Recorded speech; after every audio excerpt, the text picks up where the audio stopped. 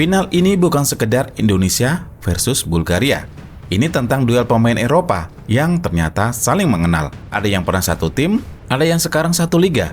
Bahkan ada yang berpotensi saling sikut di Serie A. Dan di tengah semua itu, Timnas Indonesia datang. Bukan sebagai tuan rumah biasa, tapi sebagai tim yang siap bikin kejutan.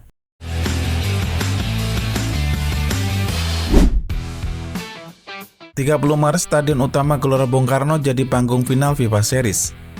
Tim Indonesia dengan kepercayaan tinggi setelah menang meyakinkan 4-0 atas Saint Kitts and Nevis. Permainan mereka rapi, efektif, dan yang paling penting tidak tergantung pada satu pemain saja. Sementara itu di sisi lain, Bulgaria bahkan tampil lebih brutal. Mereka menghancurkan Kepulauan Solomon dengan skor 10-2. 10 gol. Ini jelas bukan lawan yang bisa diremehkan. Kalau kita lihat skuad Bulgaria, mereka memang tidak sepenuhnya dengan nama-nama besar, tapi justru itu yang bikin mereka berbahaya, karena mereka bermain kolektif dan punya banyak pemain yang merumput di Eropa. Salah satu yang menarik adalah Rosen Bosinov, bek yang bermain di Serie A bersama Pisa. Dan di laga ini, dia berpotensi berhadapan langsung dengan kapten Indonesia, Jait Ses. Duel sesama pemain Serie A yang tentu sudah terbiasa dengan tekanan level tinggi. Tapi bukan cuma itu, ada juga cerita yang lebih dalam. Ole Rummenigge akan berhadapan dengan Krastev. Dua pemain ini pernah satu tim di Oxford United.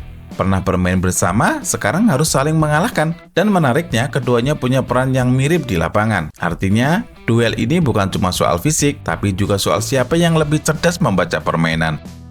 Dari sisi Indonesia, perkembangan tim ini cukup jelas terlihat. Indonesia bermain lebih fleksibel, bisa menyerang cepat, tapi juga bisa sabar mengatur tempo.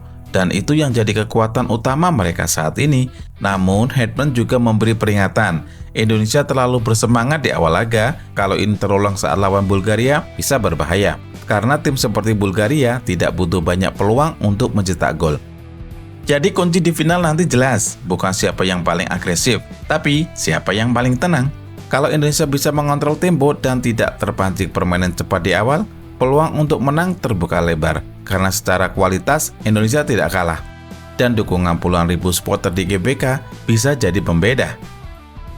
Final ini bukan cuma soal trofi, ini soal pembuktian bahwa Indonesia mampu bersaing dengan tim Eropa, dan bahwa kemenangan besar kemarin bukan sekedar kebetulan, tapi hasil dari tim yang memang sudah berkembang. Sekarang tinggal satu langkah lagi. Dan di GBK nanti, semua akan ditentukan dalam permainan.